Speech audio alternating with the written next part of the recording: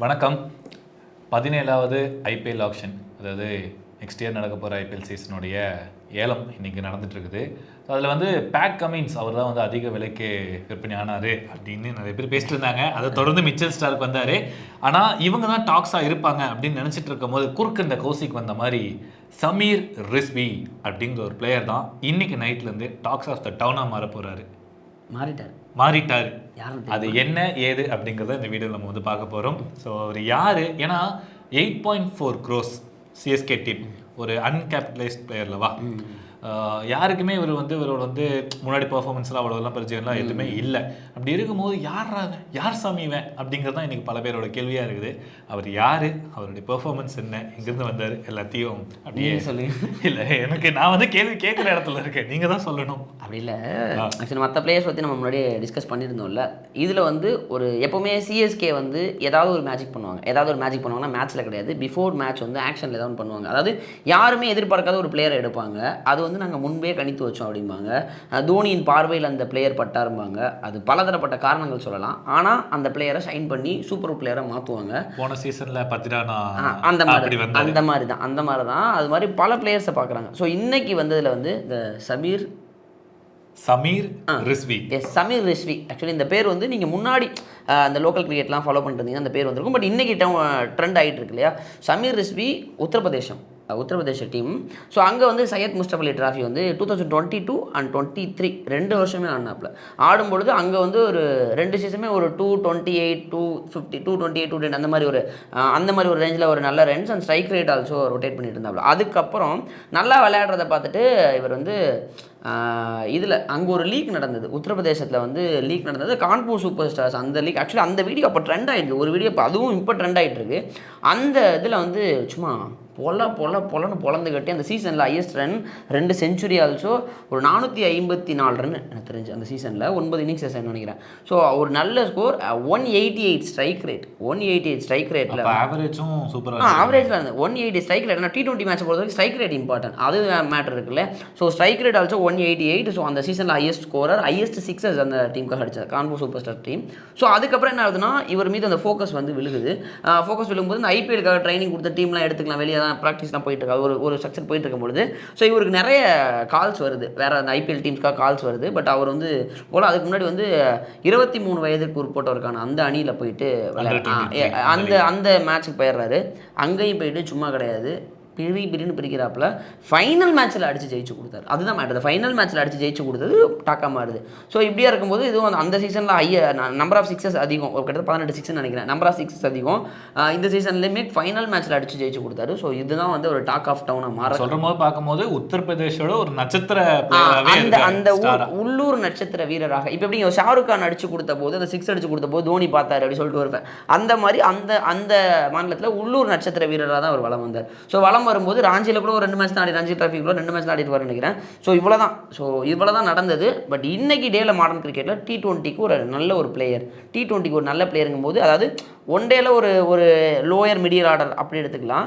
T20க்கு ஒரு நல்ல ஒரு லோயர் மிடில் ஆர்டருங்கும் போது, அதாவது ரெய்னாவோட இடத்துக்கு யார், அதாவது இந்தியன் பிளேயர், அதாவது ரெய்னாவோட இடத்தை நிரப்புவதற்கு யாரும் கிடையாது.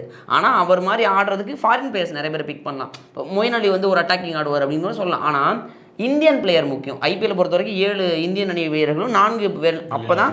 ஸோ ஒரு இந்தியன் பிளேயருக்காக ஸ்கெட்ச் போட்டுட்டு இருந்தாங்க. அந்த ஸ்கெட்சு கரெக்டாக போட்டாங்க. விரித்த வலையில் அழலை அப்படிலாம் கிடையாது, முன்னாடியே கொண்டு வந்து வளர்த்து அதுக்கப்புறம் வலையை விரித்து மாட்டின மாதிரி மாட்டி எடுத்துக்கிட்டாங்கல்ல. ஸோ அந்த மாதிரி தான். ஸோ இவரை பற்றி வந்து இதுதான் இவருடைய இன்னிங்ஸ் வந்து பார்த்தீங்கன்னா, இவர் ஆக்சுவலி ஒரு கொஞ்சம் ஸ்பின் பவுலிங்லாம் போடுவாராம். இப்படிதான் சொல்லியிருக்காரு. அப்படின்னு மூத்தார சொல்லியிருக்காங்க. ஓகே, அதாவது பேட்ஸ்மேன் தான், பியூர் பேட்ஸ்மேன். இப்போ ரெய்னா போடுவார்ல அந்த மாதிரி. இப்போ சேம் அதை தான் என்ன பண்ணுறாங்கன்னா, இப்போ ஃபேன்ஸு லெஃப்ட் ஹேண்ட் ரெய்னாக்கு பதிலாக ரைட் ஹேண்ட் ரெய்னா கிடச்சிட்டாங்க அப்படின்னு சொல்றாங்க. ரெய்னாவோட இடத்தை ரீப்ளேஸ்மென்ட் பண்றதுக்கு ஆப்டான பிளேயரா இருப்பாரு. ஆமா, ஆக்சுவலி ரெய்னா இன்ஃபேக்ட் டீம்ல சொல்லி கூட இந்த பிளேயரை எடுத்தாங்கன்னு சொல்றாங்க. அது உண்மையா எனக்கு தெரியாது. ஆனா மேபி சொல்ல வாய்ப்புகள் நிறைய இருக்கு. ஓகேவா, அது வாய்ப்புகள் இருக்கு. எனிவேஸ் 8.4 crores ஒரு அன்கேப்ட் பிளேயருக்கு தர்றாங்க. அதாவது தேசிய அணியில் விளையாடாத ஒரு தேசியனா இங்கே ஃபர்ஸ்ட் கிளாஸ் இந்த மேட்ச்சில் விளையாடாத ஒரு பிளேயருக்கு வந்து கொடுத்துருக்காங்க அப்படின்னா பெரிய விஷயம். ஆனால் கொடுத்துருக்காங்க அப்படின்னா அந்த பிளேயர் என்ன மாதிரியான இம்பாக்டை கிரியேட் பண்ண போறாரு அப்படிங்கிறது தான் மேட்டர். ஸோ கண்டிப்பாக அதுக்கான வாய்ப்புகள் நிறைய இருக்குது. ஏன்னா சென்னை சிஎஸ்கே எடுத்த பிளேயர் இன்னொன்று லட்சன் ரவீந்திரா எவ்வளோ எடுத்தாங்க? 1.8 crores. இந்த உலகக்கோப்பையில் அறிமுக தொடரிலே அதிக ரன் எடுத்தவர். அவரையே 1.8 crore எடுத்து வளைச்சு போட்டு வச்சிருக்காங்க. அவங்க என்னமோ பண்றாங்கண்ணே, அது மட்டும் ஏதோ ராஜதந்திரம். அதாவது நீங்க சொன்ன மாதிரி அன்கேபிட்டலைஸ்டு பிளேயரை 8.4 crores எடுக்கிறாங்க. மிச்சல வந்து எங்களுக்கு தான் வேணும்னு அட்டம் முடிச்சு அவர் ஒரு தொகைக்கு 14 கோடி. ஆனா இங்க உலகக்கோப்பையில பெரிய அணியில வந்து உலகக்கோப்பையில வந்து அறிமுக தொடரிலே அதிக ரன் எடுத்த ஒரு நபரை வந்து வெறும் 1.8 crore எடுக்கிறாங்க. See the graph எப்படி இருக்கு பார்த்தீங்களா? அவங்களோட திங்கிங் லெவலே வந்து வேற மாதிரி இருக்கு. Yes correct. அது ஆக்சுவலி உண்மையாலுமே அந்த பிக்கப் வந்து உண்மையாலுமே நல்லா பண்ணக்கூடிய. இல்லை ஆக்சுவலாக எனக்கு இந்த ஆப்ஷன்ல வந்து சென்னை டீமோடைய அந்த அவங்க எடுத்த அந்த பிளேயர்ஸ் எல்லாமே உண்மையிலே சூப்பராக இருந்துச்சு. நல்ல ஸ்குவாடு.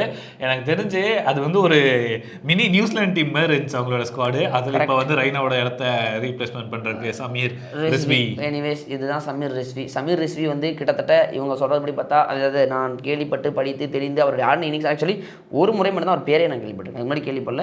ஆனால் சமீர் ரிஸ்வி ஒரு அட்டாக்கிங் ஒரு பேட்ஸ்மேனாக இருப்பார்.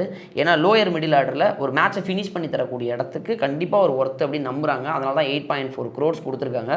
ஸோ அது ஒர்த்தாக இருக்குமா அப்படிங்கிறது எனக்கு தெரியும். வர்த்து வருமா மேட்ச் ஸ்டார்ட் ஆகும்போது கண்டிப்பாக தெரியும். அதாவது மேட்ச் அது இல்லாமல் தலை தோனியோட பார்வை அவர் மீது விழுந்ததுன்னு சொல்கிறாங்க. அப்போ ஒர்த்தாக இருக்குமா இருக்கு? அப்போ கண்டிப்பாக இப்போவே 90% கன்ஃபார்ம் தான் ரெய்னாவோட இடம் அப்படிங்கிறது.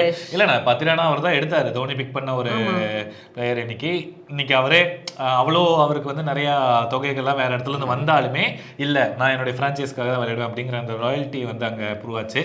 பார்க்கலாம் அந்த ராயல்ட்டி வந்து ஆகுமா என்ன ஏது. ராயல்ட்டியில் ஏதாவது ரைமிங் இருக்கா? ராயல்ட்டி, பெனால்ட்டி, இது மாதிரி lemon tea, cup tea, anything என்ன டீ வேணா இருக்கட்டும். ஸோ கப்பு யாருக்குங்கிறத வந்து அடுத்த வருஷம் பார்ப்போம். ஆனால் இந்த சபீரா நம்ம அது சமீர் பேரே எனக்கு வாயில வரல. ஆனால் நெக்ஸ்ட் இயர் பாருங்க சமீர் ரிஷி ஒரு நல்ல இல்லை இப்போ இவருக்கு பேர் வாயில் வரல. ஆனால் அவருடைய பெர்ஃபார்மன்ஸ் பார்த்துட்டு இந்தியா ஃபுல்லாக அந்த பேர் மட்டும் தான் வாயில் வரும். ஸோ அதனால தான் இன்னைக்கு ட்ரெண்டில் இருக்கார்ல சமீர் ரிஷ்வி. அவரோட ஃப்ளாஷ்பேக் இதுதான். ஸோ மேபி வேறு ஏதாவது பிளேயர் வந்து யார் இவருக்கு எதுக்கு இவ்வளோ அமௌண்ட் கொடுத்து எடுத்தாங்க அப்படின்னு தோணுச்சுன்னா அந்த பிளேயர் நம்ம கமெண்ட்டில் போட்டு வைங்க. இன்கேஸ் பாசிபிள்னா நாளைக்கு ஒரு வீடியோவில் சந்திப்போம். அதே மாதிரி அவர் வந்து ரெய்னாவோட இடத்த வந்து ரீப்ளேஸ்மெண்ட் பண்ணுவாரா அப்படிங்கிற உங்களோட ஆக்சுவலி சிஎஸ்கே ஃபேன்ஸ் இந்த வீடியோ பாருங்க, பார்த்துட்டு சமீர் ரிஷ்வி இவ்வளோ கோடி கொடுத்து எடுத்துருக்காங்களே அது வந்து தோனியோட சரியான முடிவாக நினைக்கிறீங்களா? ரெய்னாவோட இடத்த அவர் பிடிப்பதற்கான வாய்ப்புகள் இருக்கா அப்படிங்கிற சிஎஸ்கே ஃபேன்ஸ் நாடி நரம்பெல்லாம் சிஎஸ்கே வெறி ஊர்ன ஒரு சிஎஸ்கே ஃபேன் தோணுச்சுன்னா கமெண்ட்ல சொல்லுங்க. ஓகே பாப்போம். இன்னொரு வீடியோவில் அடுத்த ஒரு கிரிக்கெட் அப்டேட்டோட வந்து சந்திக்கிறோம். Until then signing off from Kishore and Nanda. Bye. மறக்காம அரண்நாடு சப்ஸ்கிரைப் பண்ணிடுங்க, கமெண்ட் பண்ணுங்க.